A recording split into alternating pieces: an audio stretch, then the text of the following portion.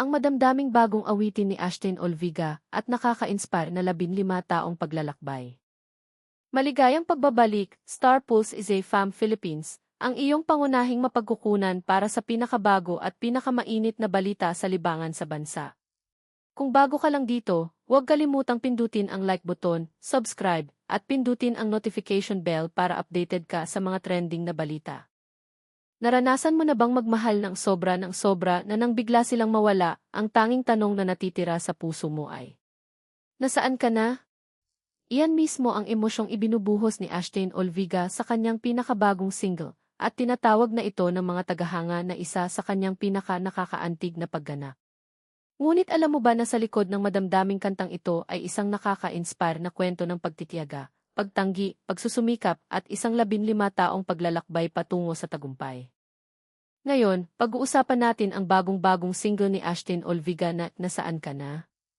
Ang kanyang nakaka-inspire na pag-angat mula sa pagiging isang extra hanggang sa pagiging isa sa mga pinaka-promising na bituin ngayon, at kung bakit ang bagong kabanatang ito ay maaaring maging pinakamalaking milestone ng kanyang karera. Kaya bago tayo magsimula, huwag kalimutang i-like ang video na ito, mag-subscribe sa channel, at pindutin ang notification bell para hindi mo makaligtaan ang mga pinakabagong update sa showbiz. Ngayon, simulan na natin. Isang bagong kabanata para kay Ashtin. Patuloy na pinapatunayan ni Ashtin Olviga na higit pa siya sa isang mahuhusay na aktres. Matapos makuha ang puso ng mga manonood sa pamamagitan ng mga di malilimutang pagganap sa mga proyektong tulad ng Ang Mutya ng Section at Manila's Finest, mas lalong lumalakas ang marka ni Ashtin sa industriya ng musika. Ang kanyang pinakabagong solo single, Nasaan Ka Na? Ay nagpapakita ng kakaibang panig ng aktres. Hindi tulad ng kanyang nakaraang inilabas na I Love Like S.E., na ipinagdiwang ang kasabikan at tamis ng pag-ibig, ang pinakabagong kanta na ito ay sumisid sa masakit na realidad ng dalamhati. Madamdamin ito. Tapat ito. At marahil ang kanyang pinakamahinang kanta sa lahat ng panahon. Yan kahulugan likod ng Nasaan Ka. Ang pamagat mismo ay nagtatanong na ng isang tanong na tahimik na ibinulong ng maraming tao, matapos mawala ang isang taong mahal nila. Nasaan ka na? Isinasalaysay ng kanta ang kwento ng isang taong nalilito, matapos biglang magbago ang isang relasyon ng walang babala. Mga pangakong dating tiyak ay unti-unting nawawala. Ang kinabukasan na kanilang naisip na magkasama ay biglang kumukupas. Sa halip na dramatikong galit, ang kanta ay nakakakuha ng isang bagay kahit na mas masakit. Katahimikan. Kalito. At mga tanong na walang sagot. Isa sa mga pinaka-emosyonal na linya ng kanta ay sumasalamin sa pagkabigo ng paniniwala sa mga pangakong kalaunan ay naglalaho.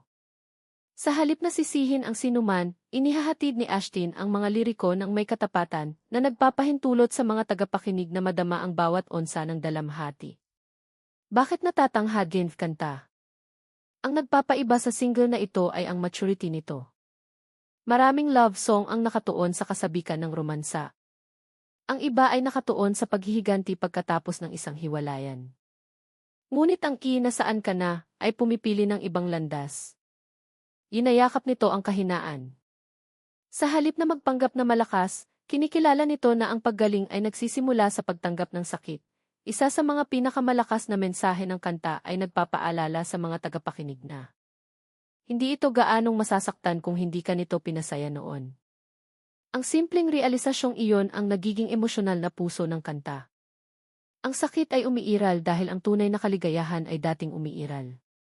Ito ay isang paalala na ang dalamhati ay patunay na ang pag-ibig ay dating totoo. Kanyang paglago ng boses. Napapansin din ng mga tagapakinig kung gaano lumago si Ashtin bilang isang mang-aawit. Ang kanyang boses ay maihigit na kumpiyansa. Higit pa emosyon. Mas maraming kontrol. Sa halip na umasa sa mga komplikadong teknik sa pag-awit, hinahayaan niyang ang emosyon ang magkwento. Bawat liriko ay parang personal. Bawat nota ay parang taos puso. Ang paglagong ito ay sumasalamin sa mga taon ng dedikasyon sa likod ng mga eksena. Kanyang mapagkumbabang simula. Bagamat maraming tao ang nakakakilala kay Ashtin ngayon bilang isang sumisikat na aktres at mang-aawit, kakaunti ang nakakaalam kung gaano nakatagal niyang hinahabol ang kanyang pangarap. Kamakailan lamang, ibinahagi niya ang kanyang nakaka-inspire na paglalakbay sa isang panayam. Ayon kay Ashton, hindi siya nagsimula bilang isang pangunahing aktres. Nagsimula siya sa napakaliit na mga papel. Minsan ay lumalabas lamang bilang isang extra. Inamin niya na talagang nagsimula siya sa halos wala. Ilang taon bago naging sikat, matyaga niyang tinanggap ang bawat pagkakataong mahahanap niya. Hindi ito kaakit-akit. Ngunit ito ang naging pundasyon ng lahat ng mayroon siya ngayon. Yan taon ng pagsasanay Ed Viva. Noong 2016 na, sumali si Ashton sa Viva Entertainment pagkatapos lumahok sa isang kompetisyon sa pag-awit. Ang kompetisyong iyon ay nagbukas ng mga bagong pinto. Sa halip na agad na maging isang solo artist, sumailalim siya sa masinsinang pagsasanay para sa isang girl group. Kalaunan, naging bahagi siya ng ilang is-pop group, kabilang ang Igith, Pop Generation at kalaunan ay Litz. Eroniko. Ang mismong mga kasanayang sinasanay niya sa pag-awit at pagsayaw. Ang siyang mga aspeto kung saan kulang siya sa kumpiyansa. Yan is kanyang pinakamalaking pakikipaglaban. Hayagan na inamin ni Ashton ang isang bagay na maaaring maiugnay ng maraming naghahangad na artista. Ang kanyang unang pag-ibig ay hindi kailanman ang pag-awit. Ito ay ang pag-arte. Pag-aaral ng koreografiya. Pagpapabuti ng kanyang boses. Pagtanghal sa entablado. Ang lahat ng ito ay naging malalaking hamon. Ngunit sa halip na sumuko, nagpatuloy siya sa pagsasanay. Unti-unti. Araw-araw. Bumuti siya. Ang dating tila imposible ay naging isa sa kanyang pinakamalaking kalakasan. Pagdaig si kahihiyan. Isa pang nakakagulat na revelasyon mula kay Ashton ay kung gaano siya kamahiyain noon.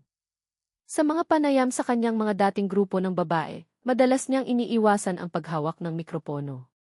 Hanggat maaari, hinahayaan niyang sagutin ng ibang miyembro ang mga tanong. Hindi siya komportable sa pagsasalita sa publiko. Wala siyang kumpiyansa. Nagduda siya sa kanyang sarili. Ngunit sa paglipas ng panahon, unti-unti niyang natutunang maniwala sa sarili niyang boses. Sa kasalukuyan, ang tahimik na babaeng iyon ay may kumpiyansang nagtatanghal sa harap ng libu-libong tagahanga. Kanyang pinakamalaking aral. Ibinahagi rin ni Ashton ang isang mahalagang aral na natutunan niya pagkatapos gumugol ng halos 15 taon sa industriya ng libangan. Inamin niya na dati niyang ikinukumpara ang kanyang sarili sa mga artistang sa tingin niya ay mas magaling kaysa sa kanya. Dahil sa mga paghahambing na iyon, madalas niyang kinuwestiyon ang kanyang sariling talento. Sa kalaunan, napagtanto niya ang isang bagay na nakapagpabago ng buhay. Walang tunay na kompetisyon. Ang iyong pinakamalaking kakumpetensya ay ang iyong sarili. Ang bawat araw ay tungkol lamang sa pagiging mas mahusay kaysa sa kung sino ka kahapon. Ang kaisipang iyon ay nagpabago hindi lamang sa kanyang karera, kundi pati na rin sa kanyang kumpiyansa. Tagumpay pagkatapos ng ilang taon ng paghihintay. Bagamat matagal nang nagtatrabaho sa showbiz si Ashton, mas malawak na pagkilala ang dumating sa pamamagitan ng hit 2025 teen romance series na Ang Mutya ng Section E. Ipinakilala siya ng proyekto sa mas malawak na madla. Napansin ng mga tagahanga hindi lamang ang kanyang husay sa pag-arte, kundi pati na rin ang kanyang dedikasyon at pagpapakumbaba. Sunod-sunod na dumating ang mga oportunidad. Ngunit sa halip na kalimutan kung saan siya nagmula, patuloy na inaalala ni Ashton ang mga paghihirap na humubog sa kanyang paglalakbay. Pasalamat di kanyang taga-suporta. Isa sa mga pinaka-nakakaantig na bahagi ng kanyang panayam ay ang kanyang mga tapat na taga-suporta. Bago naging sikat, personal na itinataguyod ni Ashton at ng kanyang mga kasamahan ang kanilang mga sarili online. Halos araw-araw silang nag-upload ng mga TikTok video.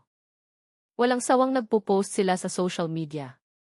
Tinulungan pa nila ang pagpapauso ng kanilang sariling mga pangalan sa pamamagitan ng lubos na determinasyon. Lahat ay nagmula sa pagsusumikap. Walang shortcut. Ngayon, ang makita ang mga tagahanga na dumadalo sa kanyang mga mall show, konsyerto, at mga kaganapan ay nagpupuno sa kanya ng pasasalamat. Inaamin niya na labis pa rin siyang nabibigatan tuwing nasasaksihan niya ang suportang natatanggap niya ngayon. Handa din para sa pinakamalaking entablado.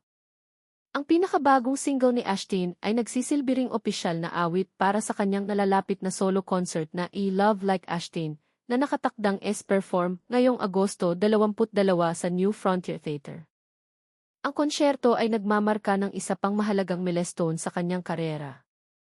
Pagkatapos ng mga taon ng pagsasanay, mga taon ng pakikibaka, mga taon ng paghihintay, sa wakas ay makakatayo na siya sa entablado bilang isang solo performer. At batay sa lahat ng kanyang ibinahagi, ang sandaling ito ay nangangahulugan ng higit pa sa simpleng pagtugtog ng mga kanta. Ito ang katuparan ng isang pangarap na kanyang pinaghirapan ng mahigit isang dekada. Ipinapaalala sa atin ng kwento ni Ashtin Olviga na ang tagumpay ay hindi laging nangyayari sa isang iglap. Minsan ay nangangailangan ito ng mga taon ng hindi nakikitang pagsisikap. Hindi mabilang na mga hadlang, pagdududa sa sarili, at walang katapusang pagtitiyaga. Mula sa pagiging isang extra, hanggang sa pagiging bahagi ng maraming pop group, hanggang sa pagbida sa mga sikat na serye sa telebisyon. At ngayon ay inilalabas ang isa sa kanyang mga pinaka-emosyonal na kanta. Pinatutunayan ng kanyang paglalakbay na ang paniniwala sa iyong sarili ay maaaring humantong sa mga pambihirang pagkakataon. Nasaan ka na, ay hindi lamang isang kantang nakakadurog ng puso. Ito ay refleksyon ng paglago, katatagan, at emosyonal na katapatan. At kung pagbabatayan ang labis na suportang natatanggap niya, maaaring simula pa lamang ito ng mas maliwanag na kinabukasan para kay Ashtin Olviga.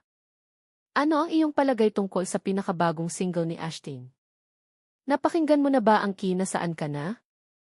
Ibahagi ang iyong mga saloobin sa mga komento sa ibaba. Gusto naming marinig ang iyong opinyon. Kung nagustuhan mo ang video na ito, huwag kalimutang mag-like, subscribe, at pindutin ang notification bell para sa higit pang mga trending na balita sa entertainment sa Pilipinas, mga update sa mga celebrity, at mga nakaka-inspire na kwento sa showbiz. Maraming salamat sa panonood at magkikita tayo sa susunod na video.